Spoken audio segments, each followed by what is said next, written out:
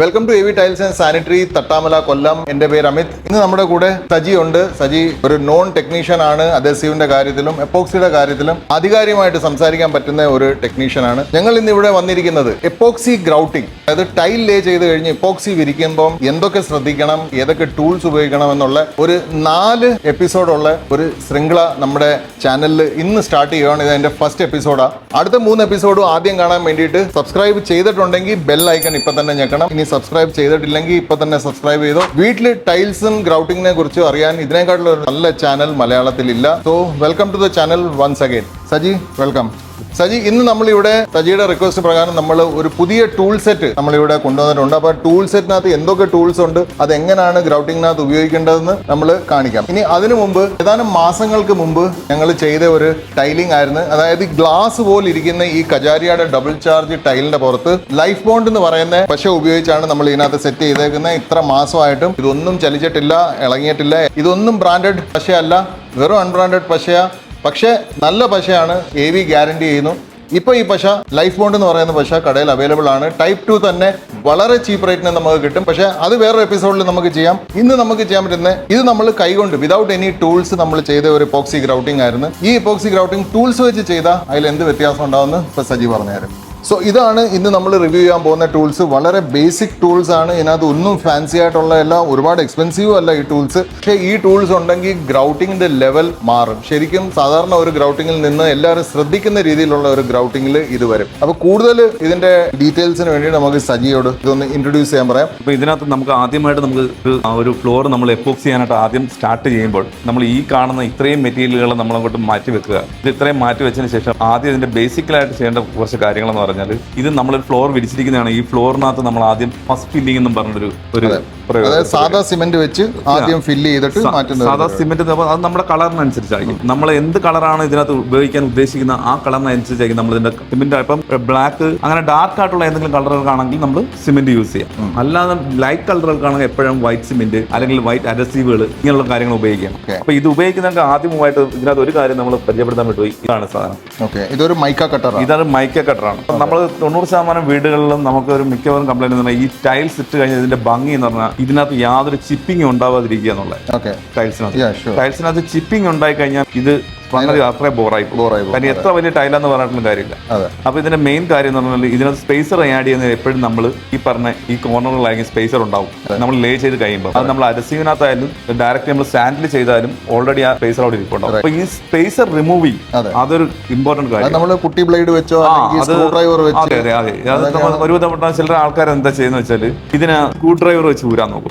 Screw driver വെച്ച് ഊരുമ്പോൾ ഈ screw driver വെച്ച് തിക്കുന്ന സമയത്ത് ഇതിന്റെ ഈ 2 സൈഡിലും എഡ്ജ് ചിപ്പ് ആയി പോകാൻ ചാൻസ് കൂടും. ആ ചിപ്പായി കഴിഞ്ഞാൽ പിന്നെ അത് നമ്മൾ എങ്ങനെയൊക്കെ എപ്പോക്സി എന്ന് പറഞ്ഞാൽ ആ ചിപ്പിങ്ങിലോട്ട് ഈ എപ്പോക്സി കയറി കഴിഞ്ഞാൽ ആ ഒരു വൃത്തിയുടെ അവിടെ കറക്റ്റ് എപ്പോഴാണ് നമുക്ക് ഈ ഷാർപ്പായിട്ട് ഈ കോർണർ ഷാർപ്പായിട്ടിരിക്കണം. എങ്കിൽ മാത്രമേ ഇതിന്റെ ഒരു ഭംഗി ഫീൽ ചെയ്തോളൂ. നമ്മൾ കടകളിലും അല്ലെങ്കിൽ മറ്റിടത്ത് കാണുന്ന അതേ ഭംഗി നമ്മുടെ വീട്ടിൽ കിട്ടണമെങ്കിൽ പറഞ്ഞ ഈ സംഭവം ഇത് ഉറപ്പായും വേണം. ഈ സാധനം വെച്ച് വളരെ ചീപ്പാണ്. 20 രൂപ കോസ്റ്റ് പോലും ഇല്ല.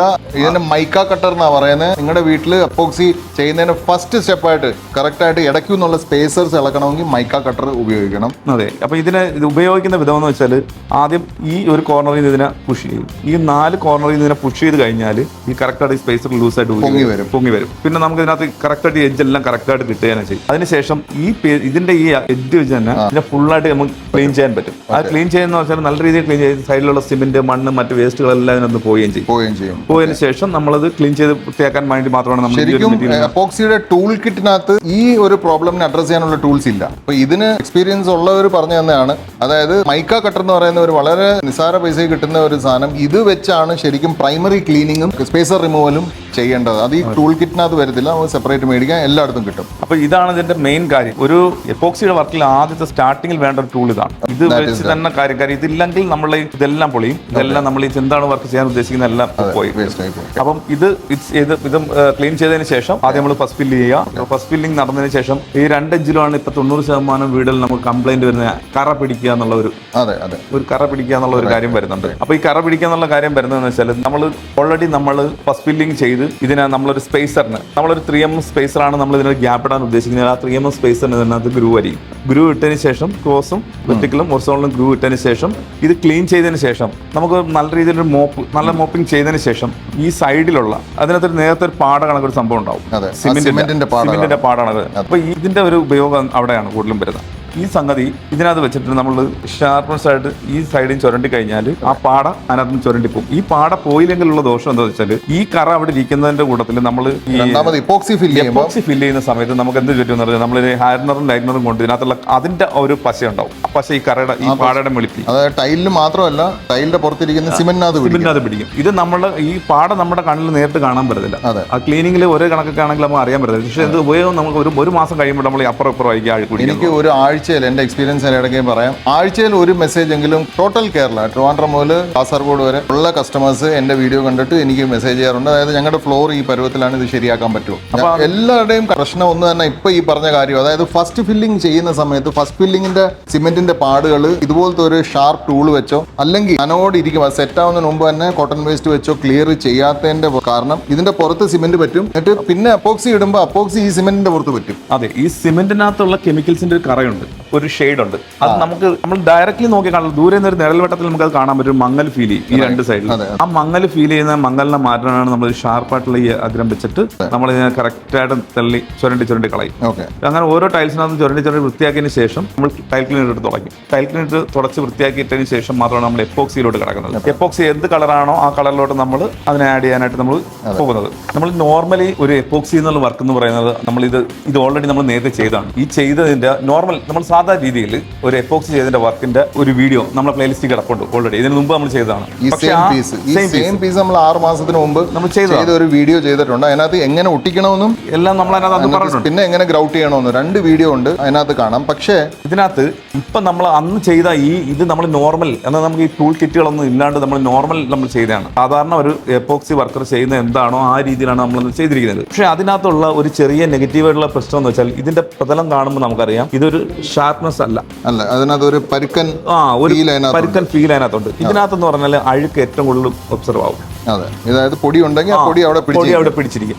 ഈ പൊടി അവിടെ പിടിച്ചിരിക്കുന്നതോളം കാലം ഇത് നമുക്ക് ആ ഒരു ഫിനിഷിങ് അതിന് കിട്ടത്തില്ല. അപ്പൊ അതിന് നമ്മളിത് നോർമലി ആണ് അന്ന് ഇത് ചെയ്ത് കാണിച്ചിരിക്കുന്നത്. കാര്യം ഒരു ടൂൾ കിറ്റും ഇല്ലാണ്ട് നമ്മൾ സാധാരണ ഒരു വർക്കർ എങ്ങനെയാണോ ചെയ്യുന്ന ആ ഒരു രീതിയിലാണ് നമ്മൾ ഇതിനെ ചെയ്തു വെച്ചിരിക്കുന്നത്. ഇനി ഇപ്പോഴത്തെ പുതിയ ടെക്നോളജിയിൽ പുതിയ രീതിയിൽ നമുക്കിതിനെ എത്ര കുറച്ച് ഗ്ലോസി ഫിനിഷ് നമ്മളുടെ നഖങ്ങളുടെ പോളിഷ് ഫിനിഷ് കണക്ക് നമുക്ക് ഈ എഡ്ജിനെ ആക്കി എടുക്കാൻ പറ്റുന്ന ഒരു രീതിയിലോട്ട് നമുക്കിതിനെ ചെയ്യാം. അപ്പൊ അതിന് 2-3 ടൂൾ കിറ്റുകളാണ് നമ്മൾ നേരത്തെ കാണിച്ചതാണ്. അതിനകത്ത് ഇനി ഇപ്പം ഓരോന്നായിട്ട് ഞാൻ ഉപയോഗിക്കുന്നത് എങ്ങനെയാണെന്ന് നമുക്ക് പറഞ്ഞുതരാം. അപ്പം ആദ്യമായിട്ട് നമുക്ക് ഉപയോഗിക്കുമ്പോഴത്തേക്കും നമ്മൾ ഓൾറെഡി നമ്മളൊരു 4 ഇഞ്ചിന്റെ ബ്ലേഡ് ആണ് നമുക്ക് വേണ്ടത്. ഇത് പിശുക്ക് വലുതാണ്, പക്ഷെ 4 ഇഞ്ചിന്റെ ഒരു സ്ക്വയർ ബ്ലേഡ് ആണ് വേണ്ടത്. ഈ ബ്ലേഡിനകത്ത് നമ്മളുടെ കറക്റ്റായിട്ട് നമ്മൾ എല്ലാം ഫില്ലിംഗ് ആണെങ്കിൽ നമ്മൾ നമ്മൾ ഫിക്സ് ചെയ്യുന്നു. എപ്പോക്സി ആഡ് ചെയ്ത് കഴിയുന്നു. എപ്പോക്സി ആഡ് ചെയ്ത് ഇടുന്നതിന്റെ അവിടം വരെ നമ്മൾ ആദ്യമേ ചെയ്ത കാര്യങ്ങളെല്ലാം ഉള്ള കാര്യങ്ങൾ തന്നെ. പിന്നെയാണ് ബാക്കിയുള്ള കാര്യങ്ങളിലോട്ട് വരുമ്പോഴാണ് നമ്മളുടെ പുതിയ ടൂൾ കിറ്റിലോട്ട് നമ്മൾ മാറുന്നത്. ഇതിന് നമ്മൾ സ്ക്രബിങ് നടത്തുന്നു. ഫസ്റ്റ് ടൈം നമ്മൾ ഇതിനെ സ്ക്രബ് ചെയ്യുന്നു. സ്ക്രബ് ചെയ്തതിന് ശേഷം എപ്പോഴും നമ്മൾ സ്ക്രബ് ചെയ്യുമ്പോൾ ഒരിക്കലും നീളത്തിൽ സ്ക്രബ് ചെയ്യാണ്ട് ഇങ്ങനെ സർക്കുലർ മോഡിൽ തന്നെ ഇങ്ങനെ സ്ക്രബ് ചെയ്ത് കൊടുക്കണം. അപ്പൊ സർക്കുലർ ചെയ്യുമ്പോൾ ഇതിനുള്ളിൽ നിന്ന് കറങ്ങി തന്നെ ഇരിക്കത്തുള്ളൂ. നീളത്തിൽ ചെയ്താൽ ഇത് തെന്നി മാറിക്കൊണ്ടേയിരിക്കും. ഒരു സ്ഥലത്ത് കുഴി ഉണ്ടാവും, ചിലടത്ത് വീടാണ്ടിരിക്കും, ഒരിടത്ത് നികന്നിരിക്കും, ഒരിടത്ത് കുഴി ഉണ്ടാവും, അങ്ങനെ ഇരിക്കും. അപ്പൊ നമ്മൾ ഇങ്ങനെ തന്നെ കറക്റ്റ് സർക്കുലറായിട്ട് ഇങ്ങനെ ചെയ്ത് കഴിഞ്ഞാൽ കറക്റ്റായിട്ട് എല്ലായിടവും ഒരേ കണക്ക് തന്നെ ഇത് ഫില്ലായിക്കൊണ്ടേയിരിക്കും, എങ്ങും മാറിപ്പോയില്ല. ഇതിന്റെ ഫില്ലിംഗ് കഴിഞ്ഞ് കഴിഞ്ഞാൽ നമ്മൾ ഫസ്റ്റ് ക്ലോത്തിൽ നമ്മൾ തുടച്ചെടുക്കുക. അതിനുശേഷം രണ്ടാമത് നമ്മൾ ഇതിന് ചെയ്യേണ്ടതെന്ന് വെച്ചാൽ ഇപ്പം ഈ കാണുന്ന 3 മുതൽ 5 വരെയുള്ള സ്പേസറുകൾ യൂസ് ചെയ്യുന്ന ഒരു മെറ്റീരിയൽ ഡംബൽ പോലത്തെ ഒരു സംഗതിയാണ്. അപ്പൊ നമ്മൾ ആദ്യകാലങ്ങളിൽ നമ്മൾ ഈ കൈയുടെ ഈ ഫിംഗർ വെച്ചിട്ടായിരുന്നു നമ്മൾ ചെയ്തുകൊണ്ടിരുന്നത്. ഈ ഫിംഗർ വെച്ച് ചെയ്തുകൊണ്ടിരുന്നപ്പോഴെന്ന് പറഞ്ഞാൽ നമ്മളുടെ ഈ ഫിംഗറിനകത്ത് അത്രയും ഷാർപ്നെസ് അല്ല, ഇത് കുറച്ചുകൂടെ സ്മൂത്ത് സാധനം. അപ്പൊ ഇത് വെച്ച് നമ്മളിത് ആദ്യത്തെ സ്ക്രബിങ് കഴിഞ്ഞ് തുടച്ചതിന് ശേഷം രണ്ടാമത് ക്ലീനിങ് ചെയ്യുന്നതിന് തൊട്ട് മുമ്പായിട്ട് നമ്മൾ ഈ പോയിന്റിൽ വെച്ചുകൊണ്ട് ഇതിനെ നമ്മൾ ആ ലൈനിൽ കൂടെ തന്നെ ഇതിനെ ഓടിക്കും. ലൈനിൽ കൂടെ ഓടിക്കുമ്പോൾ ആ ബോൾ കണക്കിരിക്കുന്ന ആ പ്രതലം കറക്റ്റായിട്ട് ഇതിന്റെ ആ ഒരു ഫിനിഷിനെ കറക്റ്റായിട്ട് കൊണ്ടുപോകും. അപ്പോഴത്തേക്കും നമ്മുടെ ഈ 2 എഡ്ജിലും തട്ടിയാണ്, 2 ടൈൽസിന്റെ 2 എഡ്ജിലും തട്ടിയാണ് ഇത് പോകുന്നത്. കറക്റ്റ് ആ ബോളിന്റെ അടിയിലത്തെ പ്രതലം കറക്റ്റായിട്ട് ഉരുണ്ടായിരിക്കും, കറക്റ്റായിട്ട് പോകും. കറക്റ്റായിട്ട് പോയി കഴിഞ്ഞാൽ ബാക്കിലോട്ട് പോകും തോറും അത് ആ ഒരൊറ്റ ലൈനിൽ തന്നെ ആയിരിക്കും. എങ്ങും ഒരു സ്ഥലത്ത് പോലും ഉണ്ടോ കുഴിയോ ഒന്നും കണ്ടില്ല, ഒരേ ലെവലിൽ തന്നെ സാധനം പോകും. അതേപോലെ ഈ തരിപ്പ് തരിപ്പും അവിടെ കാണത്തില്ല. പക്കാ സ്മൂത്ത്, നമ്മുടെ നഖത്തിന്റെ പുറം പോലെ സ്മൂത്ത് ആയിരിക്കും. അപ്പൊ പക്ക സ്മൂത്ത് ആവാൻ ഒരു കാര്യം കൂടെ നമ്മൾ ചെയ്യണം. നോർമലി നമ്മൾ വർക്കൗട്ട്സ് ചെയ്യുമ്പോൾ എന്താ പറയുക, ഇവർ എപ്പോഴും ഇത് ടൈറ്റ് ആക്കും. ഈ എപ്പോക്സി മിക്സ് ചെയ്യുന്ന സമയത്ത് ടൈറ്റ് ആക്കി കൊടുക്കും. ടൈറ്റ് ആക്കി കഴിഞ്ഞാൽ പുട്ടി ബ്ലേഡിന്റെ കോരിയാൽ വീഴുന്ന ഒരു പരുവത്തിലാക്കി ഇടുക. പക്ഷെ നമ്മൾ ഇച്ചിരി ഗ്ലോസി ഫിനിഷിലാണ് നമ്മൾ ഈ ജോയിന്റ്സിനെ കാണാൻ നമ്മൾ ഉദ്ദേശിക്കുന്നതെങ്കിൽ നമ്മൾ എന്താ ലൂസ് ആക്കണം. കാര്യം നമ്മൾ പൗഡറിനെ കുറച്ചുകൊണ്ട് ഹാർഡനറിനെയും ലൈറ്റനറിനെയും കൂട്ടണം. എന്നിട്ട് പൗഡർ കുറയ്ക്കണം. അപ്പോഴത്തേക്ക് കുറച്ച് ക്ലിയർ പരുവായി കിട്ടും. ആ ക്ലിയർ പരുവത്തിൽ വേണം ഇതിനകത്ത് ഇടാൻ. അതായത് ഒരു തേന്റെ പരുവം. അപ്പൊ അതിനകത്ത് ഇട്ട് കഴിഞ്ഞാൽ ഗ്ലോസി ഫിനിഷിൽ കിട്ടും നമുക്ക്. അപ്പൊ നമ്മൾ ഗ്ലാസ് എപ്പോക്സി എന്ന് പറയുന്ന കൺസെപ്റ്റ് മാറ്റി നിർത്തിക്കൊണ്ട് നമുക്ക് ഇതിനകത്ത് തന്നെ 3 പാർട്ടി തന്നെ നമുക്ക് സുഖമായിട്ട് ചെയ്തെടുക്കാൻ പറ്റും.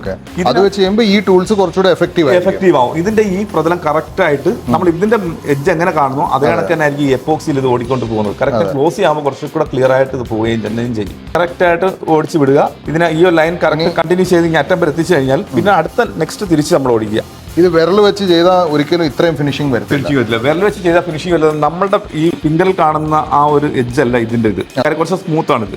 അപ്പൊ അതുകൊണ്ടാണ് ഇതിന്റെ തമ്മിലുള്ള വ്യത്യാസം വരുന്നത്. അപ്പോൾ മെയിൻ ഒരു കാര്യം ഈ ജോയിന്റ്സിൽ കറക്റ്റ് ആയിട്ട് ഒരേ കണക്കുള്ള ജോയിന്റ്സ് നമുക്ക് ചില വീടുകളൊക്കെ നമ്മൾ ചെയ്ത് കഴിയുമ്പോൾ കാണാം. നമ്മൾ ദൂരെ നോക്കുമ്പോൾ ആ ജോയിന്റ്സിൽ ചില സ്ഥലത്ത് താന്നും ചില സ്ഥലത്ത് ഉയർന്നുമായിട്ട് നിൽക്കുന്നതായിട്ട് എപ്പോക്സിയുടെ ഫില്ലിങ്ങിനകത്ത് എന്തോ ഒരു പ്രശ്നം നമുക്ക് ഫീൽ ചെയ്യും. ആ ഫീലിംഗ് ഒഴിവാക്കാനാണ് ഈ ടൂൾ നമ്മൾ ഉപയോഗിക്കുന്നത്. ഇത് എല്ലാ ജോയിന്റ്സിലും നമ്മൾ ഇതേ പറഞ്ഞ കറക്റ്റ് ആയിട്ട് ഓടിച്ചു പോവുക. കറക്റ്റായിട്ട് ഓടിച്ചു പോയതിന് ശേഷം തിരിച്ചും അതിനെ ഓടിക്കുക. ഓടിച്ചു കഴിഞ്ഞാൽ കറക്റ്റായിട്ട് ഇതെല്ലാം ഒരേ കണക്ക് തന്നെ എപ്പോക്സിലേക്ക്. ഇതിപ്പോ ഇത് നമ്മളിപ്പോ ഈ കാണുന്ന ഈ ബോർഡ് നമ്മളൊരു 6 മാസം മുമ്പ് നമ്മൾ ചെയ്തതായപ്പോൾ അന്ന് നമ്മൾ നോർമലി നമ്മൾ സാധാരണ ഒരു ലേബർ എന്താണോ ചെയ്യുന്നത് ആ രീതിയിലാണ് നമ്മൾ ഇതിനെ ചെയ്തിരിക്കുന്നത്. അതുകൊണ്ടാണ് നമുക്ക് ഇത് ആ ഒരു സാധാ ഒരു രീതിയിൽ ഒരു ഫിനിഷിൽ കിടക്കുന്നത്. നേരെ മറിച്ച് ഇനി നമ്മളുള്ള കാലഘട്ടത്തിൽ നമ്മൾ ചെയ്യുമ്പോൾ ഈ ഡംബിൾ വെച്ച് നമ്മൾ ചെയ്യുക. ഈ ഡംബിളിന് എനിക്കൊന്ന് വേറൊരു ഗുണമെന്ന് വെച്ചാൽ ചിലർക്ക് ഇപ്പൊ ഉണ്ട് കുഴി വരരുത് അങ്ങനെ ഒരു. അപ്പൊ അങ്ങനെ ആകുമ്പോൾ നമ്മൾ ഈ 3mm ചെയ്തിട്ട് ഈ വലിയ ബോൾ യൂസ് ചെയ്ത് കഴിഞ്ഞാൽ അധികം ഡെപ്തിലോട്ട് പോകത്തില്ല. നമുക്ക് ഏകദേശം ഒരു നോർമലി ഇപ്പൊ 3mm സ്പേസർ ആണെന്ന് പറയുമ്പോഴത്തേക്ക് അവർക്ക് മിക്ക ആൾക്കാരും ഒരേ നിരപ്പിന് കണ്ടാൽ മതി എന്നാണ് ഈ എപ്പോക്സിയുടെ ഫില്ലിങ്ങിനെ പറയുന്നത്. പക്ഷെ എപ്പോക്സി ഫില്ലിങ് ഒരിക്കലും ടൈലിന്റെ നിരപ്പിനല്ല ഫില്ല് ചെയ്യുന്നത്. ഒരു പോയിന്റ് താന്നേ എപ്പോഴും എപ്പോക്സി നിൽക്കാവും. അപ്പം നമുക്ക് ഇത് താഴ്ച കൂട്ടാനാണ് ഈ ചെറിയ ബൗളിൽ ചെയ്യുന്നത്. താഴ്ച കുറച്ച് മതിയെങ്കിലും വലിയ ബൗളിൽ ചെയ്യും. വലിയ ബൗളിൽ ചെയ്യുമ്പോൾ ഇതിന്റെ എൻഡ് രണ്ടും പോയി മുട്ടുന്നത് വളരെ കുറച്ചേ മുട്ടുള്ളൂ. അതുകൊണ്ട് കറക്റ്റ് ആയിട്ട് നമുക്ക് ചെയ്തെടുക്കാൻ പറ്റും.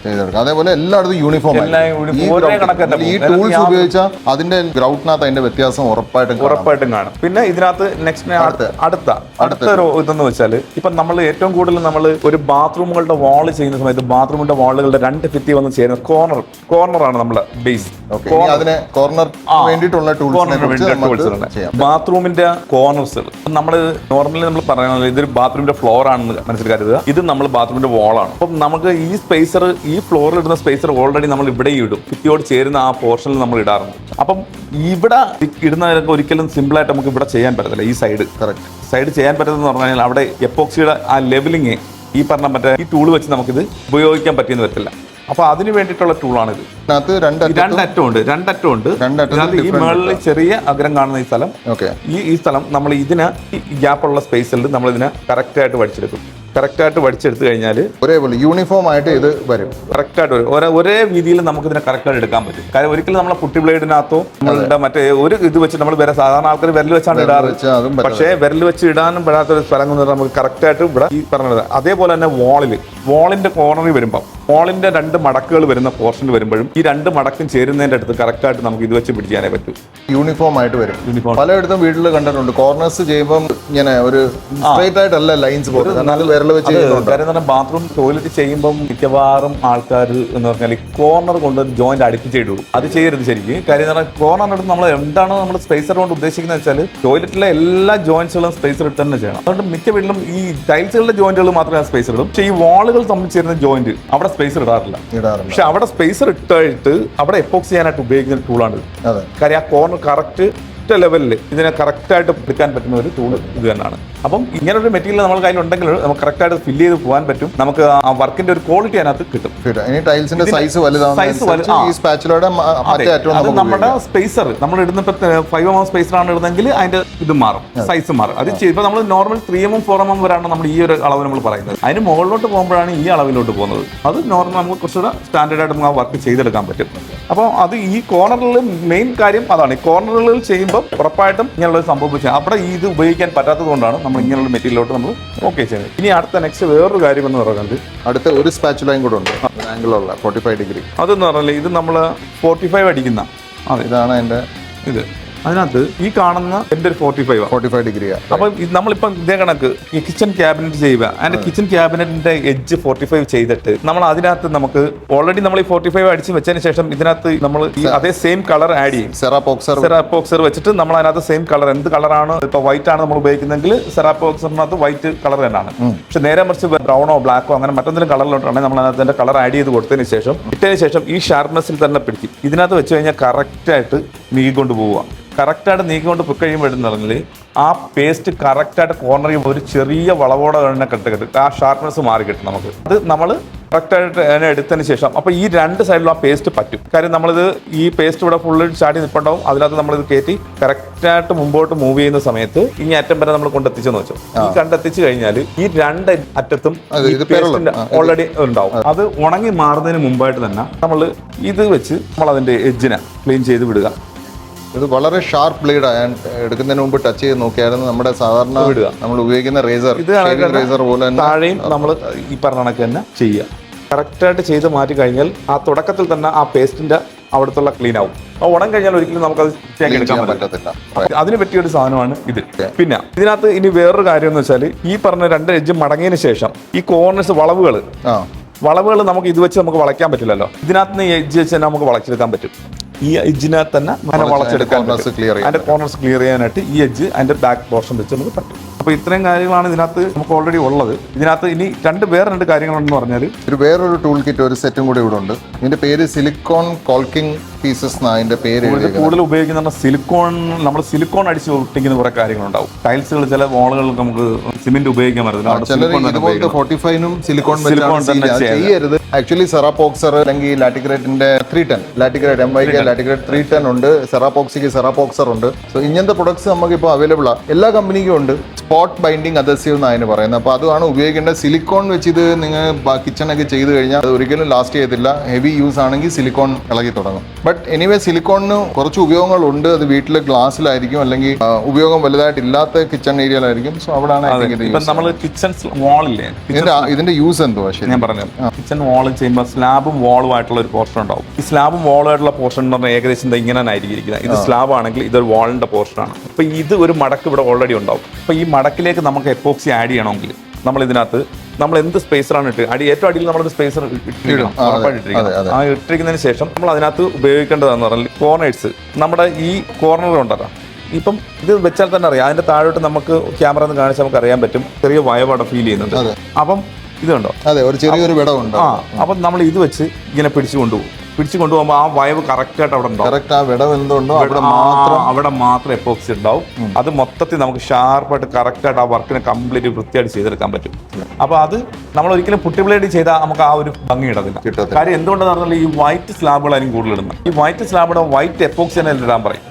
അപ്പൊ ഈ വൈറ്റ് എപ്പോക്സി എന്ന് പറയുന്നത് എവിടെങ്കിലും ചെറിയ കുണ്ടോ കുഴിയോ ഉണ്ടെങ്കിൽ അഴുക്കേറ്റുമ്പോൾ അവിടെ അടിയും. അപ്പൊ നമ്മൾ ആ വർക്ക് ഫിനിഷ് ചെയ്യുന്ന അവരെ ഉപയോഗിക്കുന്നതിന് മുമ്പായിട്ട് തന്നെ ആ കുണ്ടും കുഴിയോ ഉള്ള പോർഷനിൽ അഴുക്ക് പിടിക്കും. അപ്പം അങ്ങനെയുള്ളവർക്ക് ഉപയോഗിക്കാൻ നമുക്ക് ഇത് സത്യത്തിൽ പറഞ്ഞാൽ ഇത് കറക്റ്റായിട്ട് നമുക്ക് സിലിക്കോണിന് വേണ്ടിയിട്ട് ഉപയോഗിക്കുന്ന സാധനമാണ്. പക്ഷേ എപ്പോക്സിക്ക് വേണ്ടിയിട്ട് ഉപയോഗിക്കാം. എപ്പോക്സിക്ക് വേണ്ടി ഉപയോഗിക്കുമ്പോൾ ഇതിന്റെ കുറച്ച് ഗുണങ്ങൾ ഇതൊക്കെയാണ്. കാര്യം നമുക്ക് മറ്റേ പുട്ടിബ്ലേഡ് വെച്ചോ മറ്റു കാര്യങ്ങൾ വെച്ചോ നമുക്ക് ചെയ്യാൻ പറ്റാത്ത ഒരു കാര്യം ഇത് വെച്ച് സിമ്പിൾ ആയിട്ട്. അതുപോലെ ഇത് റബ്ബറാണ്, ഇത് ടൈലിനെ സ്ക്രാച്ച് ചെയ്തിട്ട്. അത് മാത്രമല്ല, ഇത് ഏത് ചെറിയ പോർഷൻ വഴി ഏത് അളവിൽ വേണമെങ്കിലും ഉണ്ട്.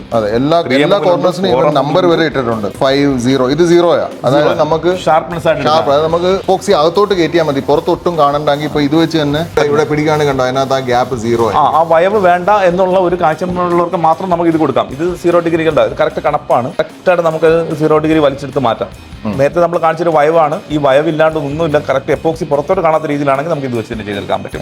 ഇനി നമുക്ക് ജസ്റ്റ് ഒരു എക്സാമ്പിൾ ഇത് കണ്ട് മനസ്സിലായില്ലെങ്കിൽ 14 നമ്പർ ഒരു ഇതുണ്ട്. അതിനെ ഞാനിപ്പം ഇവിടെ എല്ലാം റഫ്ലി എപ്പോക്സി ഇട്ടിട്ട് 14 നമ്പർ വെച്ച് ഇത് പിടിക്കുവാണെങ്കിൽ നമുക്ക് എത്ര വലിയ ഒരു ആംഗിൾ ആണ് നമുക്ക് കിട്ടുന്നത്. ഇത് ക്ലിയർ ആയിട്ട് കിട്ടും. ഇത് ഒരു കാരണവശാലും നമുക്ക് കൈ കൊണ്ടോ വിരലുകൊണ്ടോ അല്ലെങ്കിൽ പുട്ടി ബ്ലേഡ് വെച്ചുകൊണ്ടോ ഇത് നമുക്ക് ക്ലിയർ ആക്കാൻ പറ്റും. നമ്മൾ സിങ്കുകളില്ലേ, കിച്ചൺ സിങ്കിന്റെ സൈഡ് സൈഡ് നമുക്ക് എപ്പോക്സി അപ്ലൈ ചെയ്യണമെന്നുണ്ടെങ്കിൽ നമ്മൾ എങ്ങനെയൊക്കെ ചെയ്താലും അത് തിക്നെസ് വെച്ച് കഴിഞ്ഞാൽ അത് ഒഴുകി ഇറങ്ങിക്കൊണ്ടിരിക്കുക. അവിടെ നമ്മൾ ടൈറ്റ്, നേരത്തെ പറഞ്ഞില്ലേ ലൂസ് ആക്കണമെന്ന് ഇവിടെ, അതേ കാര്യം തന്നെ അത് ടൈറ്റ് ആക്കുക. ടൈറ്റ് ആക്കി നമ്മൾ കിച്ചണിന്റെ എഡ്ജിൽ ഇട്ടതിന് ശേഷം ഇങ്ങനെയുള്ള ഒരു ഷാർപ്പ് ഫിനിഷിംഗ് വെച്ചിട്ട് നമ്മൾ അതിനെ കറക്റ്റായിട്ട് വടിച്ചു കഴിഞ്ഞാൽ കറക്റ്റായിട്ട് വയവ് കിട്ടും. അതിനകത്ത് യാതൊരു വ്യത്യാസം പറ്റില്ല, എല്ലാം ഒരൊറ്റ ലെവലിൽ നമ്മുടെ ടൂൾസ് ഇത്രയും ടൂൾസ് ഇതെല്ലാം വളരെ സുലഭമായിട്ട് കിട്ടുന്ന ടൂൾസ് ആണ്. ഇതിനകത്ത് ഒന്നും വലിയ കിട്ടാൻ പാടുള്ള ടൂൾസ് അല്ല. ഇത് വീട്ടിൽ കൊണ്ട് തരും. നമ്മൾ ആമസോണിൽ നിന്നൊക്കെ ഓർഡർ ചെയ്യുവാണെങ്കിൽ ഈ ടൂൾസ്, അതായത് എപ്പോക്സി ഗ്രൗട്ടിംഗ് ടൂൾസ് എന്ന് പറഞ്ഞ് സെർച്ച് അടിച്ചു കഴിഞ്ഞാൽ ഇതെല്ലാം നമുക്ക് കിട്ടും. ഇതിനകത്ത് ഏറ്റവും യൂസ്ഫുൾ സാധനം ഇതാണ്, ഈ ഡമ്പൽ കയ്യിലുണ്ടെങ്കിൽ നിങ്ങളുടെ ഗ്രൗട്ടിംഗ് ബ്യൂട്ടിഫുൾ ആയിരിക്കും, യൂണിഫോം ആയിരിക്കും, വളരെ ഫിനിഷിങ്ങോടെ നിങ്ങൾക്ക് ഇത് ചെയ്തെടുക്കാൻ പറ്റും. ഇനി ഈ ഞാൻ നേരത്തെ പറഞ്ഞ പോലെ ഈ എപ്പിസോഡ് 4 സീരീസ് ഉള്ള ഒരു സീരീസിന്റെ ഭാഗമാണ്. അതിന്റെ ഫസ്റ്റ് എപ്പിസോഡ്. അടുത്ത സീരീസിൽ നമ്മൾ നോക്കും ഗ്രൗട്ടിങ്ങിൽ നമ്മൾ എസ്തെറ്റിക്കലി നമ്മൾ ഗ്രൗട്ടിങ്ങിൽ എന്ത് ശ്രദ്ധിക്കണം. പിന്നെ ഒരു എപ്പിസോഡിൽ നമ്മൾ നോക്കും ടെക്നിക്കലി ഗ്രൗട്ടിങ്ങിനകത്ത് നമ്മൾ ഫസ്റ്റ് ഫില്ലിങ്ങിനകത്തുള്ള ആവശ്യങ്ങൾ എന്തൊക്കെയാണ്. നമ്മൾ ഓൾറെഡി ഈ എപ്പിസോഡിൽ പണ്ട് ചെയ്ത ഈ കല്ലിന്റെ എപ്പിസോഡിൽ നമ്മളത് പറഞ്ഞിട്ടുണ്ട്. പക്ഷേ ഇപ്പം കുറച്ചുകൂടെ അതിനകത്ത് പുതിയ ഇൻഫർമേഷൻ വന്നിട്ടുണ്ട്. അപ്പൊ അതായത് നമുക്ക് പറഞ്ഞു കൊടുക്കേണ്ട മെയിൻ ഇപ്പം നമ്മുടെ നാട്ടിൽ നടക്കുന്ന 90% പ്രശ്നം എന്താന്ന് വെച്ചാൽ സ്റ്റെയിൻസ്. പിന്നെ മൂന്നാമത്തെ, അതായത് ഇനി വരുന്ന ശൃംഖല ബാക്കിയുള്ള 3 എപ്പിസോഡിൽ മൂന്നാമത്തെ എപ്പിസോഡ് ഇതിനെക്കുറിച്ചാണ്. അതായത് ടൈലിനകത്ത് സ്റ്റെയിൻ എങ്ങനെ വരുന്നു, അതെങ്ങനെ വരാതിരിക്കാൻ നമുക്ക് നോക്കാം. ഇനി അഥവാ വന്നു കഴിഞ്ഞാൽ അതിനകത്ത് പേടിക്കേണ്ട ഒരു കാര്യമില്ല. എപ്പോക്സിക്കകത്ത് വരുന്ന ഏതൊരു സ്റ്റെയിനും ക്ലീൻ ചെയ്യാൻ പറ്റും. വളരെ സുലഭമായിട്ട് കിട്ടുന്ന വലിയ എക്സ്പെൻസീവ് അല്ലാത്ത കെമിക്കൽസ് മതി. ഈ കെമിക്കൽസ് ടൈലിനെ ഒരു രീതിയിലും ബാധിക്കത്തില്ല. സോ കാത്തിരിക്കുക. 4ാമത്തെ എപ്പിസോഡ് 4ാമത്തെ എപ്പിസോഡ് ഇതും കൂടെ ചേർത്ത് നമുക്ക് ടൈൽ ക്ലീനിങ്ങിനെ കുറിച്ചായിരിക്കും. അപ്പം ബെൽ നോട്ടിഫിക്കേഷൻ ചെയ്യണം. സബ്സ്ക്രൈബ് ചെയ്തവർ, സബ്സ്ക്രൈബ് ചെയ്യാത്തവർ സബ്സ്ക്രൈബും ചെയ്യണം, ബെൽ നോട്ടിഫിക്കേഷനും ഇതിനകത്ത് ചെയ്യണം. ഇഷ്ടപ്പെട്ടെങ്കിൽ കമന്റ്സിൽ ഞങ്ങളെ അറിയിക്കണം.